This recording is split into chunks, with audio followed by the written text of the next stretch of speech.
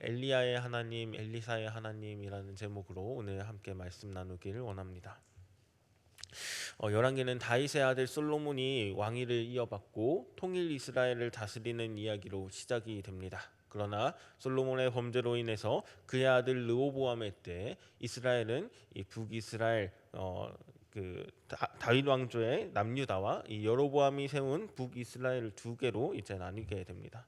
이후로는 남유다와 북이스라엘들의 왕이 교차로 나열되면서 이 열왕기상은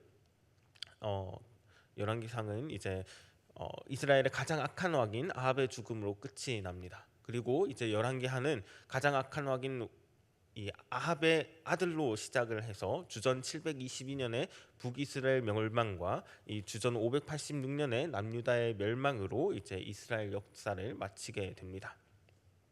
이렇게 열왕기는 솔로몬의 시대 때부터 시작해서 왕들을 중심으로 역사를 기록합니다. 열왕기가 역사서이긴 하지만 이 연대기적 역사 기록물이라기보다는 이 설교화된 역사라고 봐주시면 좋을 것 같습니다.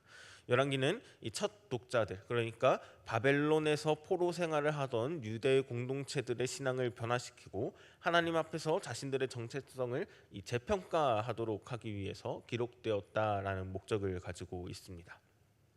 열왕기 하는 아합의 죽음으로 시작됩니다. 아합은 나봇을 죽이고 이스라엘 땅에 바알 신앙을 퍼뜨린 인물입니다. 그는 결국 하나님의 심판을 받고 길르앗 라못 전쟁에서 죽었습니다. 그리고 그의 아들 아하시야가 왕이 되지만 그 역시 하나님의 말씀에 순종하지 않고 아버지의 길과 어머니의 길을 따라 행했다라고 평가받는 이 악한 인물입니다.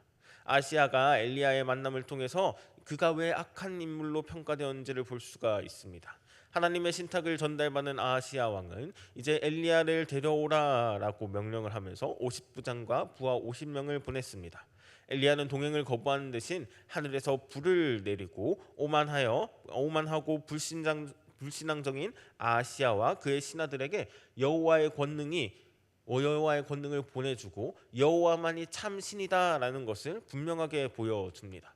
두 번이나 여호와의 힘을 보았지만 아하시야는 포기하지 않고 다시 50부장과 군사 50명을 보내서 힘겨루게 하는 장면을 우리는 1장에서 보았습니다. 오늘 본문은 이제 엘리야 승천을 다룹니다. 엘리사는 엘리야의 기도 응답입니다. 혼자 남아서 아무것도 할 수 없다라고 외쳤을 때 하나님이 주셨던 후계자입니다. 이제 때가 되었습니다. 어떤 때인가요? 여호와께서 엘리야를 회오리 바람에 태워서 하늘로 데려가실 때가 되었습니다. 엘리사는 엘리야가 승천하는 것에 동참합니다. 요단강에 이르니까 엘리야가 겉옷을 벗어서 물을 치고 이 물이 갈라졌습니다. 마치 모세 앞에 홍해처럼 여호수아 앞에 요단강이 갈라졌듯이 엘리야 앞에 요단강이 갈라집니다. 대단한 선지자 이 엘리야의 후계자 엘리사는 아마도 부담감이 컸을 것입니다. 그래서인지 스승에게 마지막 부탁하는 것이 스승에게 성령의 역사가 갑절이나 있게 해달라고 그렇게 얘기를 합니다. 엘리사는 엘리야의 선지자직과 권능을 계승합니다. 1절에서 14절은 엘리야가 승천하는 이야기이고 15절에서부터 25절은 엘리사가 엘리야의 영감을 2배로 받고 큰 능력을 행하는 이야기가 되겠습니다. 뒤를 이을 아들도 없이 죽었던 아하시야 왕과 다르게 이 엘리야는 엘리사를 후계자로 삼습니다. 그리고 아하시야 왕에 대한 예언을 끝으로 사역을 마감한 후 하나님께 부름을 받고 승천합니다. 하나님께서 예고하신 대로 엘리야는 엘리사와 50명의 선지자들이 이 제자들이 보는 앞에서 이제 하늘로 사라지게 됩니다. 엘리사가 이제 엘리야의 뒤를 이어서 선지자가 되는 것이죠. 님은 떠나갔습니다. 옷자락만 남기고 떠나갔습니다. 아마 엘리사는 엘리야의 뒤를 잇는다는 이 부담감을 가지고 있었을 것 같습니다.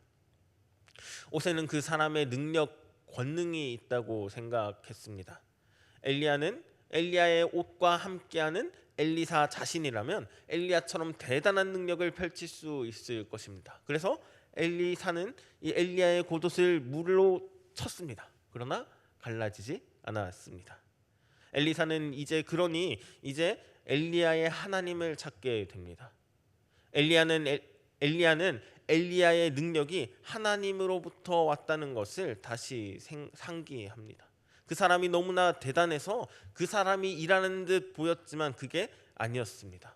그 사람과 함께하는 하나님이 함께 하신 것입니다. 이제 엘리사는 엘리야의 그늘에서 벗어나 하나님만 의지하며 나아갑니다. 하나님이 함께 하시니 엘리사에게 이제 두려움은 없습니다. 반면 다른 제자들은 어떻습니까? 엘리야의 승천에 대한 예고를 들었던 선지자의 제자들은 엘리야의 승천을 믿지 못하고 하나님이 올리시다가 떨어졌는지 보자 하면서 이 시신을 찾겠다고 나섭니다. 또 베델의 아이들은 하나님의 선지자를 보고 집단적으로 조롱합니다. 우상 숭배의 중심지에서 집단적으로 하나님의 선지자에게 반말을 하고 모욕합니다. 하나님은 사용할 사람이 없어서 저런 사람을 사용하나라는 것이죠.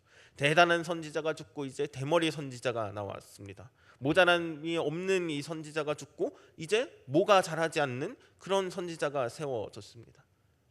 아이들은 그런 하나님을 조롱하기 시작합니다. 대머리야 올라가라, 대머리야 올라가라. 네 스승이 하늘로 올라갔다 하는데 너도 네 스승처럼 하늘로 올라가서 죽어버려라. 그렇게 얘기하는 거죠. 엘리사는 엘리야에 비하면 많이 모자랍니다. 제자들도 엘리사의 말을 믿지 못했습니다. 이스라엘도 여전히 악독하고 패역한 모습을 볼 수 있습니다. 아합을 이어서 아하시아 왕도 여전히 하나님의 권능에도 변화되지 않았고 그 이후에도 계속 타락한 모습이 이어지게 됩니다. 나는 이 시대를 바꿀 수 없는 작디작은 한 사람입니다. 그러나 엘리사는 알고 있습니다. 무엇을 알고 있습니까? 하나님이 자신과 함께 하신다는 것을 알고 있습니다. 엘리사는 짧지만 한 걸음을 나아갑니다. 여리고성에 하나님의 말씀을 전합니다. 여리고성은 여호수아의 때에 죽음을 선고받았습니다. 그곳은 더 이상 생명이 발현될 수 없는 곳입니다. 그러나 이제 하나님의 말씀이 임하자 성읍이 살아나기 시작합니다.